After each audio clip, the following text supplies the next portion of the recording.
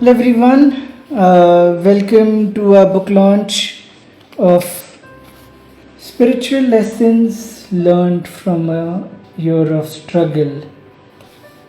Teaching during COVID 19 by Traci Musick Shaffer.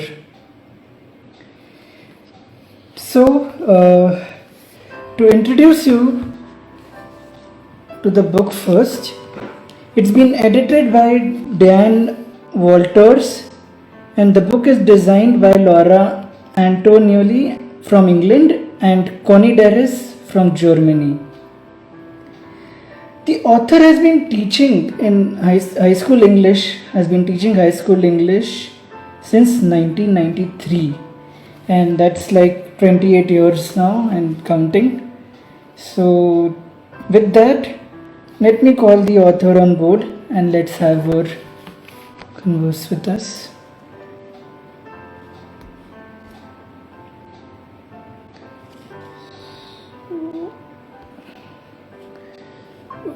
Okay.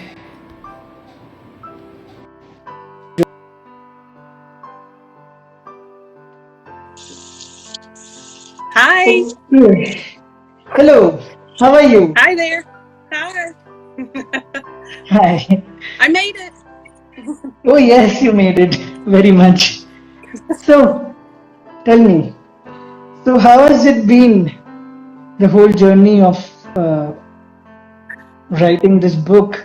And let's get on with it. Okay. Yeah, absolutely. Thank you so much for doing this. I appreciate it. I'm really excited. Now, before I get started on talking about my journey, I just need to say something super fast. And I want to give a shout out to my dad and stepmother and my brother and my one that are in Florida right now. And they have been experiencing Hurricane Ian. And they've had to go without power. So I want to say, yay, stay strong to them. And then my mother is battling COVID, so I wanted to give her a shout out. Love her heart. I hope she gets better real soon. And then Diane Walters, you just mentioned her. I heard you. My editor, she at the last minute jumped in and went through my book, and I can't thank her enough. Okay, so the journey. I've been writing for years, but I've also been teaching, as you mentioned, and that the 2020-2021 school year has to be by far my worst year that I experienced as a teacher. We had students that were working from home virtually, and then I also had students in front of me. In the state in which I live, most of the schools were all online, but not in my little county in which I live. We were all in person except for the majority of kids who chose to stay home. So we had to do double duty. And it was such a rough year that I felt like I needed, after it was over, to sit down and just write it out. Write what happened, write what I had experienced, because I really honestly had a little mini breakdown, I gotta say, emotional breakdown. And I had to get over that. You know, life goes on, so you gotta push through and be resilient. And I, kind of started paying more attention to what was going on in the headspace, and writing it out really helped me come to terms with it. And I want to say I have on my vision board next to me a little sign that says "Get Published," and I have focused on that. And after writing this book, I connected with you for your publisher, and you said, "Okay, let's do it." And here I am. I have my book. I got my therapy through writing, and I'm here now live with you. So, this is the book that let's show it to the audience so that they know. Yes. And go buy this.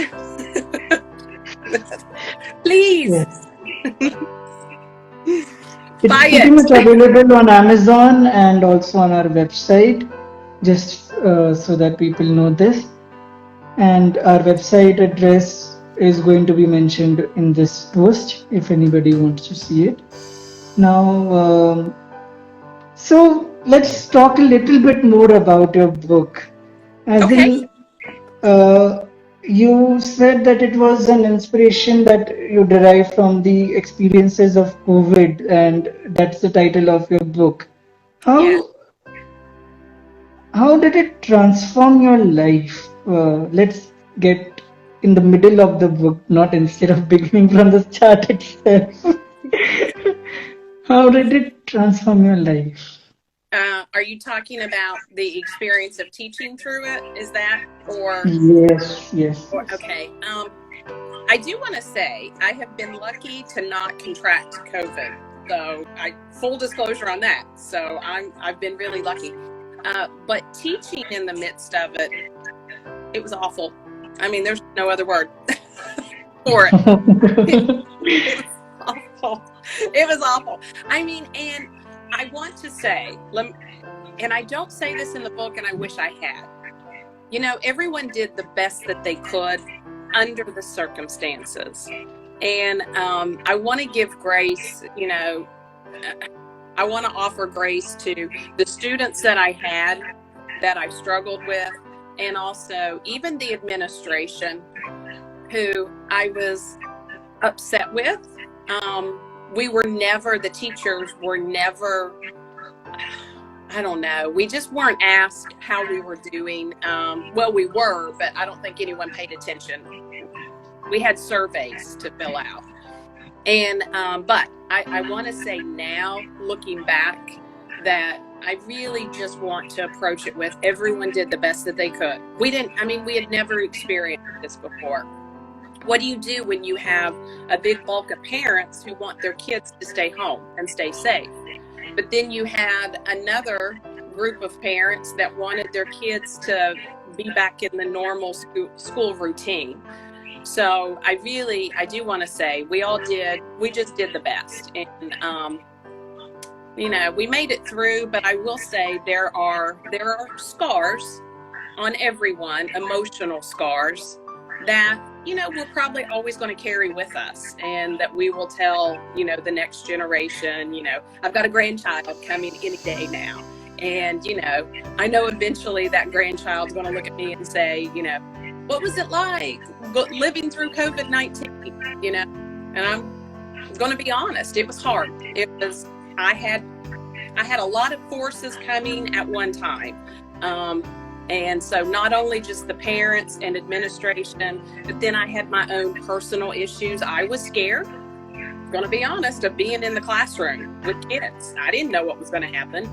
I had to teach with a mask, you know, teaching with that mask all day long. And then being in touch online with the kids that were at home, it was exhausting. It was really exhausting. So I think, you know, coming out of it, we all are going to carry our scars. But one of my favorite quotes, and I know I'll mess it up, but a quote from a book called The Glass Castle by Jeanette Walls. In it, she says that the scar means that you were stronger than what it was that was after you. You know, stronger than what you battled. And I know I didn't get that verbatim, but that's the gist of it. And so, you know, I know we are stronger because of it. Did I You have a answer your different question? perspective to life from what I understand. The whole process of teaching and whole process of learning, it was a new life experience for everybody, just not in the teaching terrain, but mostly the most hit people were those who were out there on a 9 to 5 job, or you can say, including teaching, you know, Yeah. because the challenges were more complex than what it would be otherwise when you have people in front of you, and then you can, the way you've been trained to handle circumstances when certain things happen. One person would have difficulty in trying to get solutions out in a creative manner when the Yeah. circumstances had changed. So it would be very difficult to figure out how to deal with these. And I can relate with you there. And I truly hope that the students do recognize that, and the fact that how beautifully teachers have dedicated their lives to teaching them, and then the kind of difficulties they faced. Yeah, The I, the I punchline is duty. How the point about duty is that's the significant word here. You know, people forget what duty is, and that's something which I believe teachers bring out. well, and Mm. I so appreciated the all the healthcare workers, the police officers, the ambulance workers, the people working in the grocery stores. I so appreciated them continuing to do their job, and we teachers, we went in with the mindset, yeah, we got to do our job too. The thing is, I teach teenagers, high schoolers, and they have their own time frame. So what I struggled with was the ones that were home. They didn't have the same school time, normal school time. No, they were sleeping. And they wanted to message me in the middle of the night, and I was just like, I'm asleep. I'm not answering. Although I want to give you a shout out because it is 1 a.m. your time and you have not gone to bed, and so I appreciate you staying up all night for me to do this, have our conversation. I appreciate Thank you. it. But yeah, teenagers have their own time, and that was one of the big obstacles. I thought, I cannot be available 24 hours 7 days a week, to answer questions when you decide to do your schoolwork. I couldn't do it, and I had to set boundaries. Had to. Mm. Took me a while to learn that, though. That took me a while. This was a learning curve. That's probably the best way to describe that year, that 2020-2021 school year. Learning curve.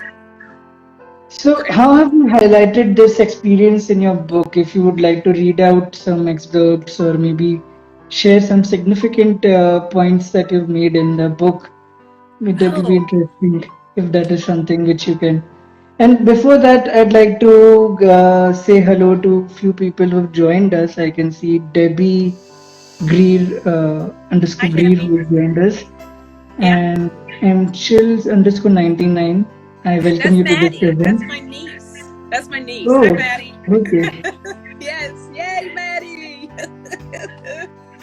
Oh, shoot. Let's see. I'm not sure exactly what I should read. Do you have a suggestion? I can. I could read the. Anything that you feel is the best part of your book, maybe something which you feel really, really nostalgic with or attached to, something of the sort. If you have anything of that sort in the book that is most dear to you. Oh, well, you know what's going to be most dear to me. It's going to be about my dog. My dog. Oh, my Holly. I'm telling you. Um, mm. Okay. I do want to say, before I read from this, pets, before I get into my dog, the poetry, I really wanted, can we talk about the poetry a little bit of Mary Oliver? Definitely. Yeah, that was part of my learning curve through the journey of publishing was I knew, but I didn't know, the whole copyright issue. And so I ran into that obstacle of, I wanted Mary Oliver poems as part of my book. But the Mary Oliver Foundation, they wanted a lot of money to use their poems. And now, I have to say, one of Mary Oliver's best quotes is she said, poetry should be for everyone. And so I kind of took issue with her foundation. I mean, she's dead and gone, love her heart. But her foundation, they wanted their money. So I didn't get to include her poems. Didn't get to. We'll have to edit this part. You do realize that, don't you? We cannot like point fingers at them. They have the right to have their own opinion and hold their own. Absolutely. Yes, Yes. you are right. They are absolutely allowed to have their opinion. It just broke my heart. But I found a way around it, did I not? I found a way. So, part of, I guess I could read, I'll read a little bit about my pet therapy. So, one Sure. of, okay, I had to come to the decision through this year, this year that was so challenging. I had to decide, did I want to live in misery or did I want to live in joy? And I started finding ways to find joy while I was experiencing some misery. And some of the joy was poetry. Mary Oliver's poetry pulled me through, and I give her all the credit. Pet therapy, that was another way that I was able to pull through this challenging year. So here is sixth period, which would be chapter 6, but I set it up as the school bell day for typical teachers here in the United States, sixth period. So here's what I say. I start out with on my dog. Are you ready? Oh yes. Okay. I'm a little nervous. I didn't necessarily expect to read, but I will. Okay. Viewing life through nature's lens can be as colorful as a garden, as strong as any mighty oak tree, or lovingly furry as any pet. Through fur children, one can learn the universalities of the human condition. With my own border collie, I understand so much. What it means to live my best life, a full life, and a life of purpose. Holly Girl, that's what I always called her, Holly Girl, has also taught me to be fully present in every moment. Above all, she is wholehearted devotion in the furry flesh form. That's what a good pet offers humans. Through Holly's unconditional love, she has taught me to love better and deeper. And in her eyes, I see we all are worthy of such love. More importantly, we are all love in action. Through the act of devotion, my 15-year-old fur girl shows that life doesn't need to be lived in resistance. In devotion, resistance dissolves. But I was struggling mentally and physically during this specific school year. In short, I was creating resistance for myself. As I think back further in time along the miles of challenging years, I realize I'm not such a fast learner. For I came to love this border collie slowly. It was a transitional time in life 10 years ago when I arrived at Shaffer Farm. It's now a non-working farm on which I live. Post-divorce, present-day new love, she wasn't mine originally, as if animals are ever truly ours. This fur child was his, my new love's, who has since become my husband. They were already a family when our lives collided a decade ago. At that time, I had never been much of a dog lover, only ever had cats. So this border collie named Holly was new within the space of a burgeoning relationship. But as I've come to learn, animals teach more about living than life itself. They are wiser than we humans will ever be. They understand how distance is never distant, how all living beings, the feathers of life, blur the whispery edges and softly slide into one another. They are attuned to the oneness of the living landscape in ways beyond our capacity. I had entered Holly's life because I wanted to shed the past cocoon, to quit memory's dark wound, and to forge a new path on a new journey. At Shaffer Farm, my new life began with this black and white border collie. And you have to get the book to read the rest to find out what happens. Amazing. That's perfect. I could have You kept were reading. really good. Could have kept You reading. know, I was reading your book and I've seen that you've written this book with your heart. You know, you can one holds the book and is reading it, one can actually feel the pulse in your words. I That's love. that's how I was really I'm expressing what I felt, when I was reading your book from page to page, and that is exactly how I felt. Mm, It's really thank you. relatable. Anybody who comes across the book, I'm sure they'll be able to connect somewhere or the other in this book with themselves and their lives. So, I hope. before we Yeah. continue, I'd like to say hello to, I think the editor is here, Diane Walters, writer. Yeah, Diane Walters. Yeah. And we also have, Hi, holy Diane. cow, someone actually who is, That is my daughter-in-law, Elena. Hi, Elena. Yay, you made it. Yay. She's and, due. She's due with and my grandchild anytime. oh, congratulations. Yes, Yes, I can't wait. you shared with me about that, and I really congratulate her. And we have Sydney Rose here, and I welcome her too. Yes, she subs at the high school in which I teach. Hi, Sydney. Great. And she's a former student, I should say. Former student as well. It's exciting. I didn't know who would join us, and it's neat to see. Neat to see folks there. Yeah. Okay, so yeah, she said hello, your daughter. So Hi, Elena. anyway, getting on with the book, is there anything else that you would like to share with people about your experience of having published with us? That would be nice if you Hey, can share something.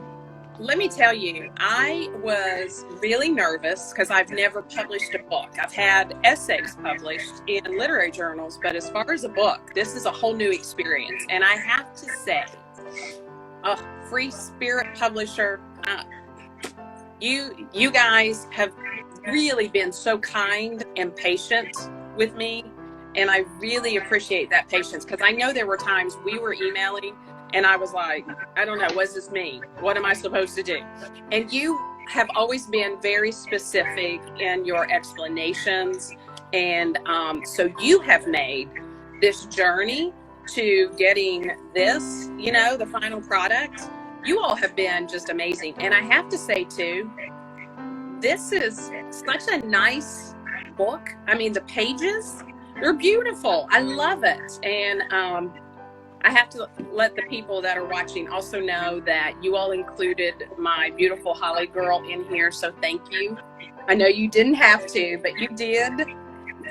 My little Holly girl. Thank you. With a Mary Oliver book as well. I don't know if you noticed, but she's Oh, next I to the book. Yeah. mean, Yeah. no, we didn't. Yeah, That's she's that. next to Dog Songs is the name of the book that she's sitting next to. So, but Okay. it's been a wonderful, wonderful experience. You all have just been, like I said, kind and patient with me, who is a newbie, Okay. total newbie. And I'm hopeful, and really, I would like to see us continue. I don't know if you're interested, but I would love to do more books with you, because I've really loved this experience, and you've made this an easy journey, and I've really enjoyed. I gotta say, that's kind of life's message anyways, to enjoy the process, and you have made it very smooth. So thank you to you all for that. I appreciate it, because I know it's not just you. I'm sure there are others behind the scene doing things, and the graphics, the design, book cover. Yes. I wish I were Thank that you. skinny. Thank you for making the teacher skinny. Yay. Thank you so much. Thank you so much. Yes. Yeah. Thank you. It's been, I have really appreciated your help along the way. And like I said, I, you made my vision board dream come true. That getting okay. published. Yes. So thank you. I look forward to a great journey ahead with you, and this is something which is just the onset of the journey. There's a long way ahead, and I do hope we carry forward a great deal. With that, I think we come to the end of our event. Okay. I'd like to thank everybody who attended our event. I'd like to thank all the designers and these people who have worked on this book, including the editor. I'd like to thank you most of all for choosing us, to having faith in us and letting us publish your work. That is something which, and thank everybody else who would read the book. Yes. Go buy this book. It's beautiful. It's beautiful. Free Spirit Publisher did an excellent job. I love this book. And you get a beautiful bookmark too, right along with the book. I love that. That's great. Love it. Yes. Hey, I Thank you. got to tell you, can I quickly share a little nerdy side of me? Go ahead. Go ahead. My nerdy side is I collect these. I've always collected bookmarks. So it was Kismet. We were meant to be together, I guess. You did bookmarks. I love it. Thank you. Oh, there's Diane. Hi, Diane. I see you. That's my editor. Thank you for editing my words. Yes, we did. Thank you. Thank you so much. I appreciate this. This has been great. Great. So with that, we'll call this event to an end, and have a great day. You too. And Get to thank you bed. to everybody who joined us. Yeah. I'm It's sorry? time for you to go to bed. Yes, it is. It's quarter to two almost. Quarter to two. Yes. Wow. Go to bed. Yes. Okay. See you then. Thank you so much. Okay. See you. Thank you. Bye, guys. Bye everyone.